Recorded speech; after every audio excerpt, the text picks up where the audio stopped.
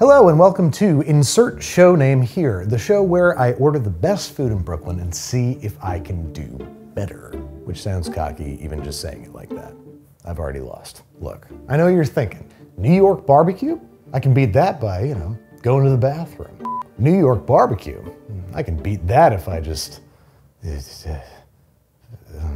I can beat that by my into a cereal bowl and all over myself and then my own mouth. Mean, but New York still has some really very good barbecue. Dinosaur, Hometown, two of the heaviest hitters to have ever hit heavy in New York City. So I'm gonna see if I can make a better pulled pork sandwich than either of these motherfuckers. And if you watched the previous episode of whatever the show's called, you'll notice that it's being judged by my staff. They're gonna judge it blind to make sure it's objective. They're not gonna get fired. Maybe. So the sandwiches are on their way from their respective barbecue joints. I'm gonna try them out and I'm gonna see if I can beat them here on the BBQ. This episode is sponsored by Bombas, aka the most comfortable socks. And while they are comfy, the best part is that for every item purchased, one is donated. They've donated over 100 million articles of clothing so far across all 50 states. So you're not just getting your new favorite pair of socks, you're helping Bombas donate some to someone else too. Feel good and do good with Bombas, knowing your purchase is providing clothing to those who need it. New customers get 20% off their first purchase. Just go to bombas.com/Babish and use code Babish20 at checkout. All right, it's time for simultaneously the most fun and scary part of the episode, trying out the competition. First up, Dinosaur Barbecue. It's slightly different than most barbecue I've ever had, but I wanted Rochester representation. Here's their pulled pork sandwich. It looks to sport pulled pork, sauce, rainbow coleslaw, pickles, and they're on a potato bun. Let's look under the hood. Vroom vroom, fellas. The pork is super peppery. That seems to be their primary rub. The barbecue-y flavors are coming mostly from the sauce. And then you got the nice light crisp coleslaw in there, good balance of richness and acidity. It's really competently made smoked pork, but that's about all it is. There's not much flavor to the rub outside of black pepper. So what you're left is really just pure pork experience. And then the other flavors are coming from the condiments on top. It really does end up balancing out. Bun is it's nothing special. It's potato bun, squishes real nice. I like that with a barbecue sandwich. Like I love a really dense, squishy bun. That's what I'm gonna be going for. Yeah, overall, very serviceable barbecue, very well-rounded, really well-balanced, pork, smoke-centric, pulled pork sandwich. All right, time to try Hometown Barbecue's pulled pork sandwich. Looks like definitely a house-made roll. Looks very homemade. It's well grilled, like really nicely toasted. Smells like it's, oh my God. I think it might be like brioche based almost. The smell is really rich and sweet. And then we've got a decent smattering of slaw. And then the pickles are underneath the pork. Dude, that's good. That's real good. Damn. Yeah, it tastes like a campfire. It's like I'm eating a campfire. It's fantastic. Don't know how much they're doing in terms of spices. It might be kind of simple. It might be, paprika, garlic powder, onion powder, because it's very rich and savory, but it's not overpowering the pork. So, I've met the competition. I think Dinosaur is very nostalgic for me, so that's clouding my perception, but it seems like a really great baseline. Still, simplicity itself and super tasty, really tender, really juicy. Hometown is here to play. They brought their knee pads, they brought their elbow pads, they brought their mouth brace. So they're here to f me up. I got my competition cut out for me. I'm gonna have to start smoking. This is going down at 4 p.m. tomorrow, dead or alive. You'd probably quit if you were dead though, right? I would hope that you'd soldier on if I were dead. Isn't that what we all do? Let's make some pork. First thing I'm gonna do is make a liquid solution that I'm both going to inject into the pork and spray all over it. The base is gonna be pretty much equal parts water and apple juice. Then I'm also going to add some badasseries. We have the Worcestershire sauce. I'm out of funny pronunciations for this. I'm gonna add about a tablespoon's worth, roughly. I'm also going to add some soy sauce. I'm trying to get as many glutamates in here as I possibly can so that it just imbues the meat with flavor. For sweetness, I'm gonna use molasses. This is both gonna give it a great color, but it's also got that really sweet, wonderful flavor. Browning sauce. This is mostly caramel color. There's some flavors in here, but it's just gonna up the richness factor. Now here is another little secret ingredient, Marmite. This is a yeast extract that people like eating on sandwiches for some reason, but it's also a tremendous source of umami. So I'm just gonna throw like a solid teaspoon and a half, I'd say. Normally you'd want to hit this with a lot of salt, but not only is there gonna be salt in my dry rub, I also salted and peppered this and let it rest overnight last night. So there's already a lot of salt going on here. I don't want to overdo it. So I'm going to add a little bit, but far less than I would normally. Okay, I'm gonna taste it. It's not gonna taste great on its own, but you have to imagine, what's this gonna do with thyme on meat? Something. No, that's great. That's not even bad. Something. And once it cooks down, okay. This is right where I want to live. Perfect. Why don't we do injection first so it's easier to fill my syringe. There we go, darling. You don't have to do that. I want this to be very far from the surface of the meat. I want this to be deep in the center of the roast, so that way it doesn't leak out. Jesus, just got spritzed. How's it getting more violent each time I do that? I'm gonna keep this in the fridge until I plan to use it tomorrow. Pork's been injected. It's time to rub it down. It's having quite a big, luxurious day, isn't it? Aren't you? Aren't you? Big fella. Feels wrong. Now for the dry rub, I'm gonna use a lot of very standard stuff, but I am cutting it with some more avant-garde ideas. Let's see how this goes. So the base spice in most dry rubs and barbecue is either chili powder or paprika or a mixture of both. Luckily, I have some pretty good iterations of them here. Wow, there's a bunch of stuff in there. What's in here? Chili pepper, onion, garlic, cocoa powder, oregano. This isn't chili powder. There's a bunch of other shit in it. Okay. Sounds pretty good. So, and then we have some fancy paprika. And I'm gonna do just about an equal amount of that, so 1/4 cup each. And again, I already salted this guy, so I'm gonna go pretty light on the salt. Then I got a little bit of ancho chili powder, onion powder, garlic powder, about a teaspoon of each of these, about 1/2 teaspoon of mustard powder, a little bit of cumin and coriander seed, white peppercorns, 1/2 teaspoon of thyme, 1/2 teaspoon of black peppercorns. Let's give it a grind. When they're whole and you grind them up, you're basically getting a fresher product. You're getting more vibrant, fruity, excited notes coming from these spices than you would otherwise. That's going in. And I wanted to try this stuff out. It's called Gnome on the Range. It's an umami mushroom rub. It'll burn your nose, but ooh, it's really, really tasty. So there's a surprising amount of sugar in barbecue spice rubs. Not quite 50-50 spices sugar, but oh, close, maybe like 60-40. Oh man, it feels great. It's really fluffy. It's almost packable. Oh wow, it builds. It kind of tells a story. There's a beginning, middle, and end to this spice mix. I love it. It's fantastic. I'm gonna grab a little bit of this. I'm gonna set it aside. It's always a good idea to add a little sample to my spray and for my barbecue sauce. Let's get nasty. Can't really overdo it. And you're gonna see already, like, see how the sugar is soaking up all the juices that are on the outside of the meat? That is what's gonna form our bark. And bark is about one of the most important parts of barbecue. Any barbecuist will tell you that. And now this is gonna rest on the pork for 6 hours before it ends up going on the smoker. I'm making sure to get all the cracks and crevices. I don't want anybody to be without. All right. Back into the fridge until it's time to smoke.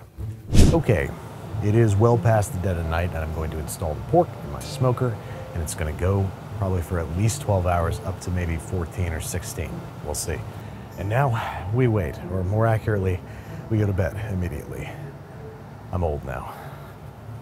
Okay, the cold light of day has returned once more. I've gotten up intermittently throughout the night to spritz this guy down and I'm thrilled to say it's looking pretty awesome. Woo, like a delicious meteor. I'm gonna bring this guy up to about 195, 200 degrees Fahrenheit. That's the done point for pulled pork.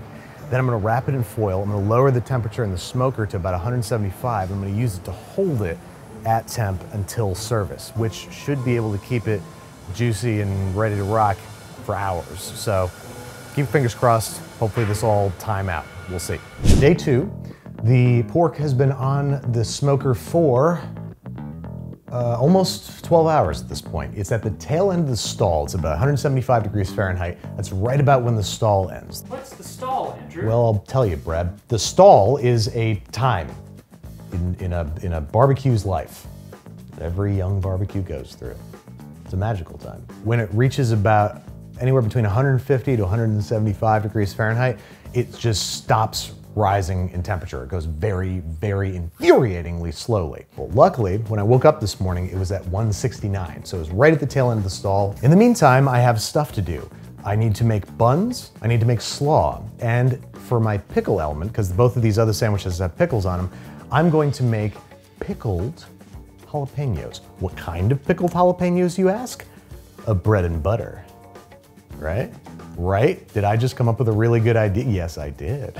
So I'm flying solo today, and I'm going to try something for the first time in my life. I'm gonna try to be organized. I'm gonna make me a to-do list on the fridge, so here we go. That's the to-do for today. Let's get started. How about some peen, yo? I can't properly pickle these, so I'm gonna quick pickle them. Jalapeno burns your peen.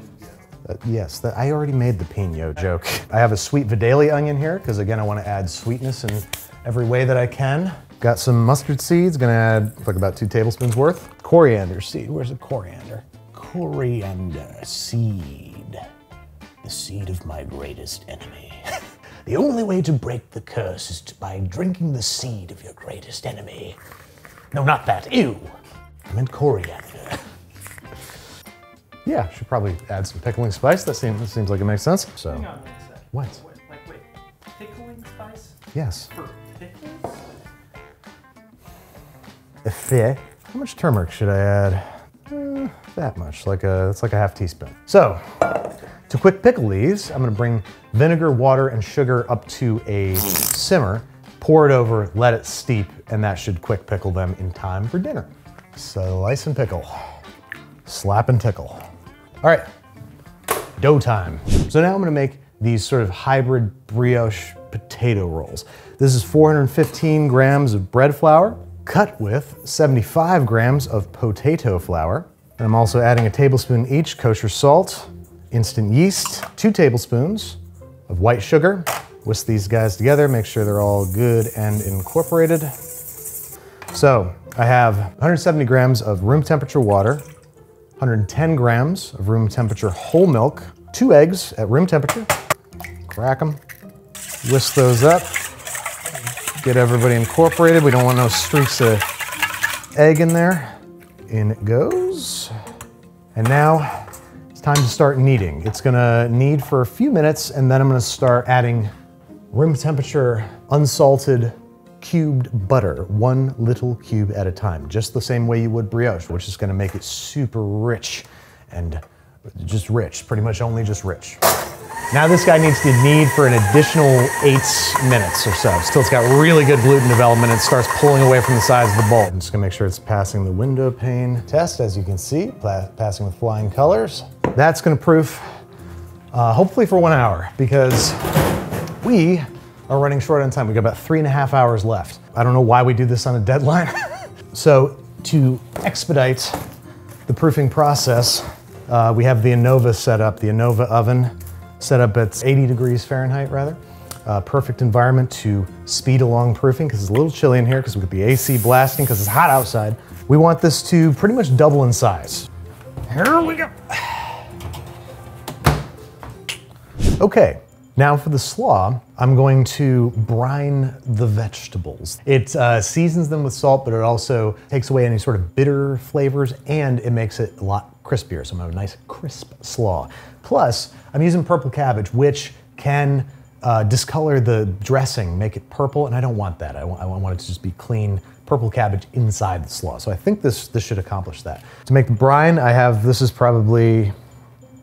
an amount of water, into which I'm gonna put an amount of salt, just a little salty water, just to keep things salty. And I'm also gonna put some ice in there. Cold water should help make for a nice crisp slaw. Got my purple head of cabbage here. Small, manageable pieces for shredding. straight into the water. Both other places use purple cabbage, so it's gonna, help mine blend in better. I don't wanna have mine stand out. The difference is gonna be in the flavors, hopefully. I'm using fennel, and I'm gonna throw some green apple in there for a little tartness and sweetness to balance out the fennel. I'm gonna slice some of the sweet Vidalia and onion in there very carefully, because now we're really in the danger zone. I'm just gonna do those for now. I'll add the apple at the end when we make the dressing, because it'll be a nice acidic dressing, which should keep it from discoloring. I'm gonna do something that I recommend you always do whenever making any kind of slaw or macaroni salad or whatever that has mayonnaise in it. Make your own mayo. I have a whole egg in here. I have half a clove of garlic, because I don't want it to be too garlicky. Teaspoon's worth of Dijon mustard, pinch of salt. And normally I would add lemon juice, but I can't find any lemons. So I'm just gonna toss a little splash of vinegar in there. So when I put this down in here, you can see it's almost flush with the size of the container. That is very important, because that will create the vortex necessary to emulsify together the egg and oil. Now, for every 1 egg, it's 1 cup of vegetable oil. Now on max speed, starting at the bottom, and then just pretend you're jerking off. Just pull it up a little bit like this as you're going. I'm gonna pulse it a little bit, up and down, and voila, mayonnaise. Just right, not too garlicky, but pronouncedly garlicky. I'm gonna start with the mayonnaise, a 3-to-2 mayonnaise to buttermilk. Salt and pepper, of course. I'm gonna do a little drizzle of extra virgin olive oil. We need a little bit of vinegar. I've got apple cider vinegar here, probably gonna add 2 tablespoons worth. Dried garlic and dried onion, ½ teaspoon of each. Also, I wanted to put in some of these fennel fronds, almost the same way that you would fresh dill. I hope we have parsley. Shoot, there we go. I just think fennel and apple is really just gonna spank. Little splash of Dijon mustard, solid heaping teaspoon. Surprising amount of sugar in most potato salads, coleslaws. I'm gonna add damn near a tablespoon's worth. What else we need? What else goes in there? Cayenne pepper would be nice. Probably about 1/8 to 1/4 of a teaspoon. Let's whip this up, see what comes out the other side. Celery seed would be nice. Yeah, it's gonna make it spotty, and it's just gonna add a very familiar kind of flavor. All right, buttermilk dressing.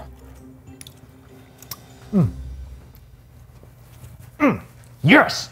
Yes! All right, the bread's been proofing for 1 hour exactly, and this just turned into a great Babish beat-off, because we have exactly the amount of time that I need to shape the buns, let them second rise, bake them, and let them cool for like 45 minutes. This is now officially down to the wire, so it just got exciting. Let's get to it. Look at that bastard. That's good dough. Feeling really good about this. So each one of these buns has to be 158 grams. To form them into buns, I'm going to make sure that all the air is knocked out. I don't want any big old bubbles in here. Using the countertop to stretch them taut. I must be a school teacher, because these buns are taut. And I'm gonna press these down a little bit, because if I remember correctly, they rise up a lot. Oh yeah, dude. Oh boy, I think these are gonna be awesome, dude. I think these are gonna be really good. Here we go. And just loosely tent it. Don't want to pull this tight, because I want the buns to have all the room they need to grow. There we go. These guys are ready to go back into the proofer, which actually, that doesn't fit in there. These guys are gonna go outside.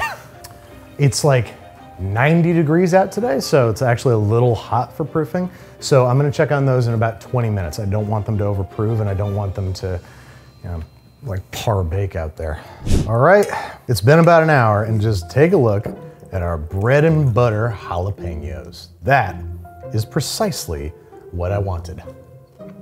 Oh, okay, they're spicy.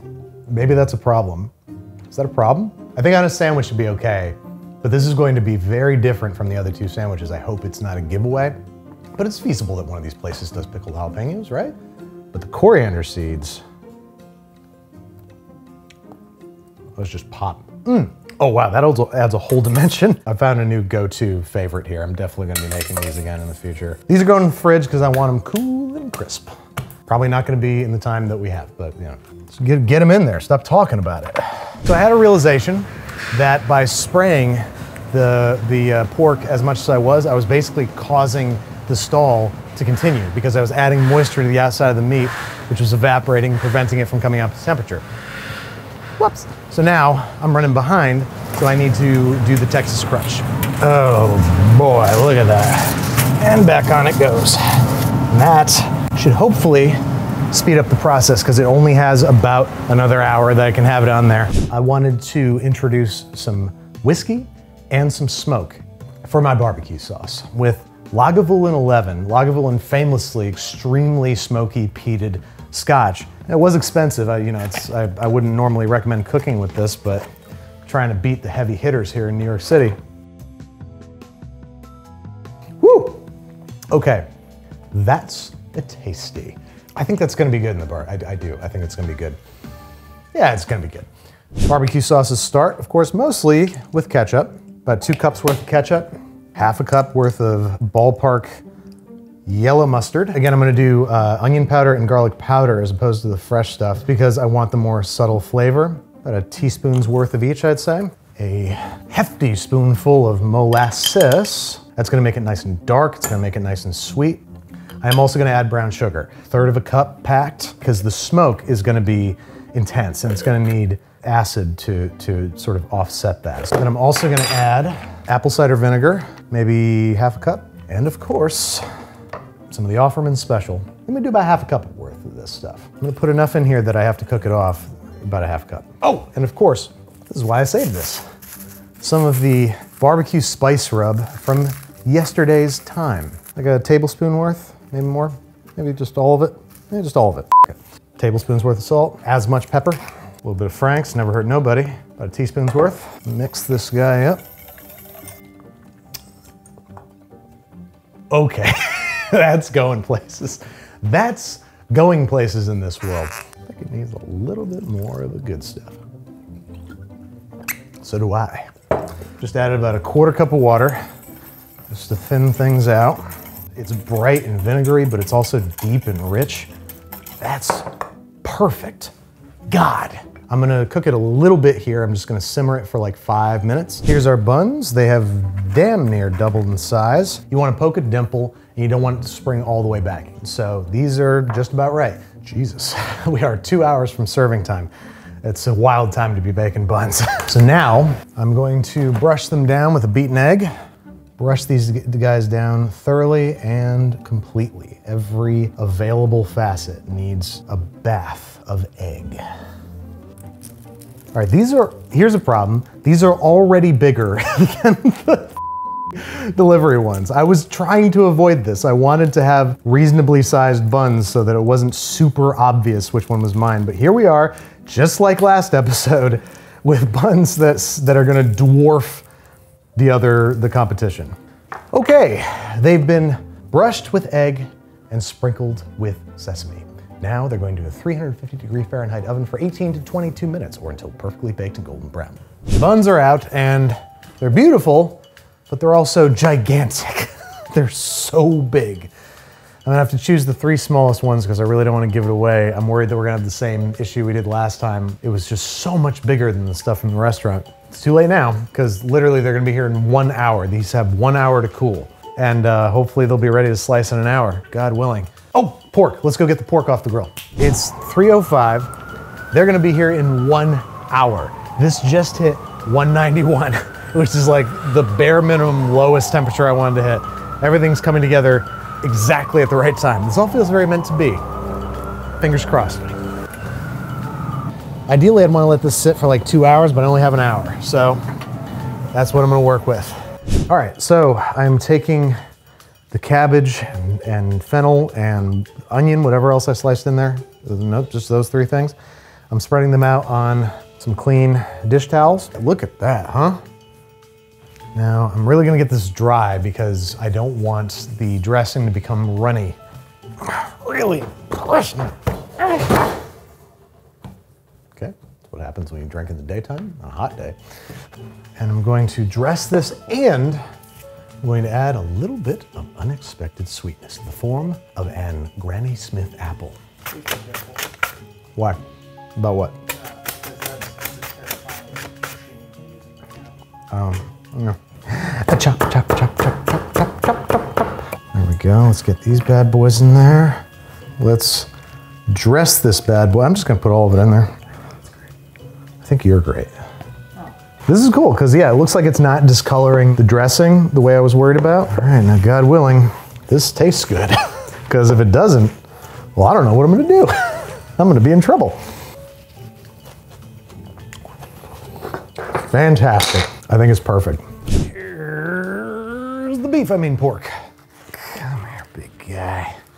Not a drop spilled, which means it's gonna be filled with absolutely delicious juices. Let's take a look. Oh, ho, ho, ho, ho. Oh, ho, ho, ho. Oh. Oh my. Let's just crack it open and see what happens. Oh. Let's try a little bit, see what we're dealing with here. Mostly bark, so it's like cheating, but.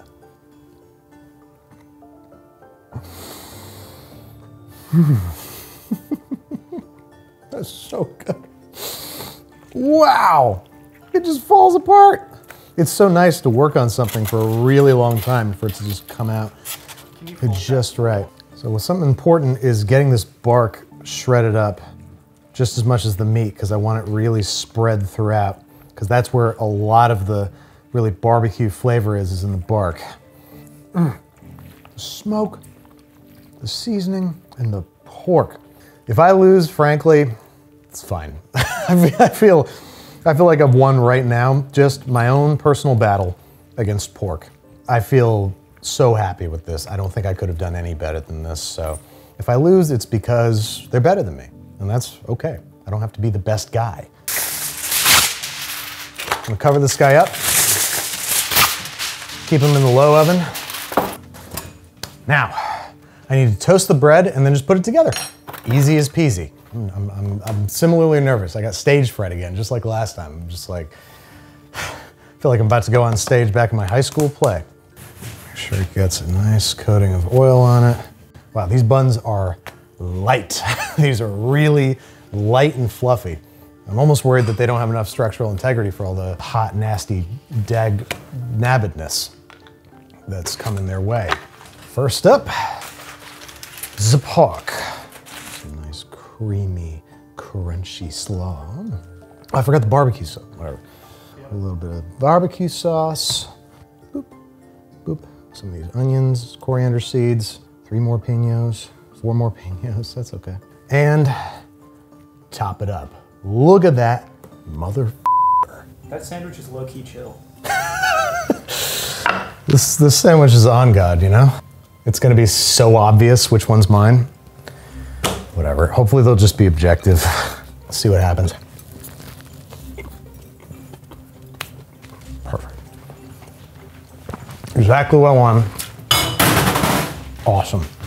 Dude man. Yeah, buddy. Yeah, buddy. All right, time to make 3 of these sons of bastards. Keep them warm in the oven with the other sandwiches, so we're all on the same playing field. We'll see what they say. Well, I saw it.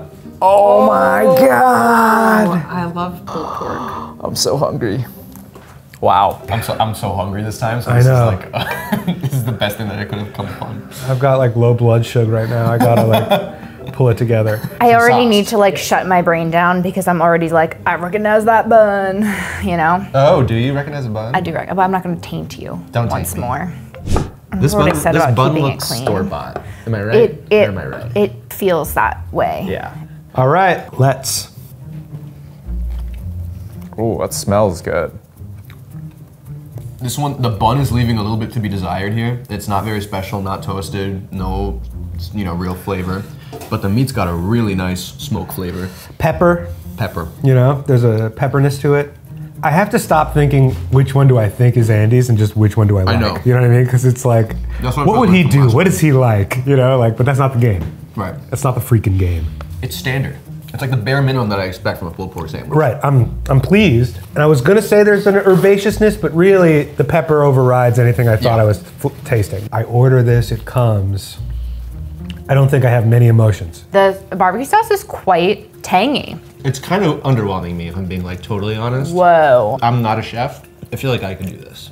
The bun seems store-bought. The slaw of it all, it's like The sauce lost a little bit. not a ton of slaw. I like the pickles the best. Honestly, the barbecue sauce is helping, but like The pork itself is not like dry to me. And that can happen with pulled pork. It's gonna be funny when you guys have to comment on this one and there's nothing left. Oh, I forgot that. Here, let me preserve.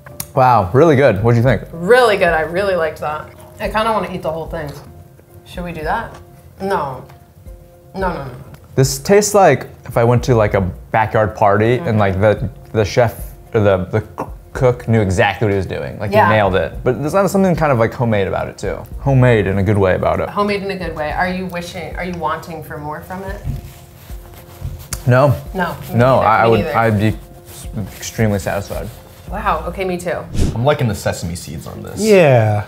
I'm liking that bark. I'm liking that redness and that darkness. Look at that. That made a noise. Jalapenos? Looks like more sauce from the last one. Mm-hmm. Little butter. And then fried down. Oh, yeah. Yes. Ooh, Toasted bun. Is this gonna be spicy? It looks like it kind of might. Yeah, right?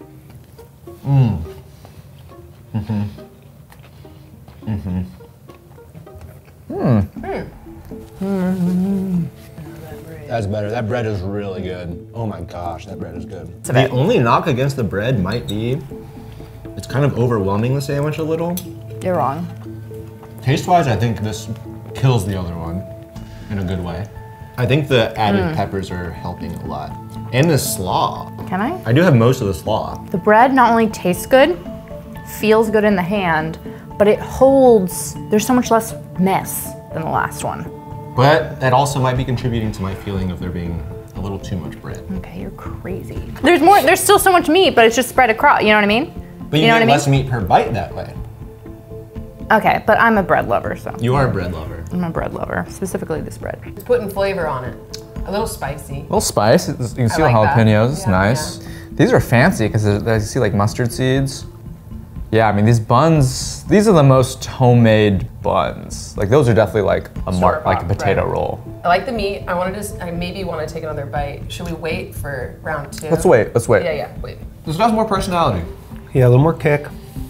It's a little dry. Not the sandwich, not the meat, but the sandwich itself. I wonder where that kick is coming from. I know, it's got like... Maybe the jalapeno? I like the jalapeno. The jalapeno's giving a really nice spice that the other one didn't have. I wish it was a little bit more acidic, more bright to cut through that pork. Yeah, I don't know. Complete package I might like more, but that meat I might like more. I gotta ruminate a little bit. Good thing we got one more. Yeah, thank God. Okay. Holy moly. Yeah, this one's a full-time job. I've been excited to eat this one since the moment I laid eyes on it. Yeah, I'm not gonna lie. Yeah. The contents overflowing is always such a good sign. Really. That's Did you get a good crazy. cross-section look at that? That is a healthy amount. Boom. This one I'm actually, in hindsight, more scared of. It's Because taller. of how much meat that is. Yeah. Like, I don't, Yeah, like how do you even approach this one? yeah. Where's the slaw? It's my famous catchphrase. Where's the slaw? That pickle sings. I'm not a big fan of the bread on this one. It's too tough. This one has so much meat. That's a little overpowering. And together it just kind of dries out in my mouth. Two immediate things. So much meat. So much meat. Too much meat, I think. Yeah. Drier. Dryer, no sauce. No sauce. No sauce for you. No sauce. Really oh God, that's too much meat. I'm sorry meat. Ooh. Definitely more on the, This is drier meat, right? I mean, it's cooked to a higher temperature, I think, because it's much more like massaged. Quite soggy for there being like a lack of like excess sauce. You know what I mean? Right? I might like this one the least. Let me just one more time. Let me just be sure about all this. This ain't no joke. Interesting to have a bite of that after the. Sneak another bite. I want to sneak another bite. Let me finish this one, because I think this is my favorite one. Wow. Okay. A lot more moist. Yeah. And the jalapeno is like the last thing I need, you know? Yeah, and there's more going on. I really thought this one would be the Same. instant winner because Same. it looked so over the top. 3, 2, 1. It's close all the way down. This one's last to me because it had so much meat, which normally would be like, wow, this is the perfect sandwich. But it becomes dry for some reason. The flavors are shallow, they're one-dimensional to me. There's no depth, there's no like spice, zing, acidity, fattiness. It's just like a meat sandwich, which is fine, but pulled pork, I think of juicy. Go! Sauce is so important. Sauce is so important. It's so important. This, other than the pickle, didn't have any of the best anything. You know? I still liked the bread, but because this bread was so good, it kind of knocked that guy. Yeah. 3, 2, 1, boom. I mean, this one's just a little bit drier than I think the meat ratio. Too much meat, too much meat. And I wish there, it was like a little more sauce. Now these two are both just so good. They're so good and so different. So different. I just feel like there's a lot of love in this one. Like so many details. There's a nice like egg wash on it. Somebody chose jalapenos. Okay. Number 2? Number 2. Yeah. So this is my number 2 because it has that soft bite. It's serviceable. It's not that special, but at least it's got that barbecue sauce. You know, the mention from that. The slaw is a little bit brighter. But this one has to be my number 1 because the meat is just as fall apart, tender, and moist as this one. But the slaw here with the jalapenos puts it over the top for me. And this is number 1. This is number 1. Why? Yeah, tell us why is this number 1? Why, yeah. Best bread, best slaw, good meat texture. Good sauce. I liked the sauce. I did like the sauce better, but I still really like that sauce. Agreed. This one was a simpler flavor profile. Yeah. But I found myself wanting to eat it a little bit more. Myself personally. We should go our own. Just go your own way. Yeah. Go our own way. All right. I disagree with myself though. Like I know that this one's better. You should go with your gut. You should go with your gut. Okay. And then number one, this one. I totally get your attraction to this one. It's just like simple and good. And like Toss kind of one back. nostalgic, easy down. I just felt like there's so many stops taken out on this one. It's like so beautiful. so many details. This is just overall the best one by a good amount, I would say. It's like totally good, but this is elevated. This one looked the nicest. But it was also the best. Everybody has eaten my and others' food. Now it's time to see if they like me or they hate me as a person. Starting with third place, right? Don't be me. What? No. Third place is hometown? Seriously? I loved that. Well, this is a democracy. You're all welcome to your opinions. First. No, come on. You told them which one's mine.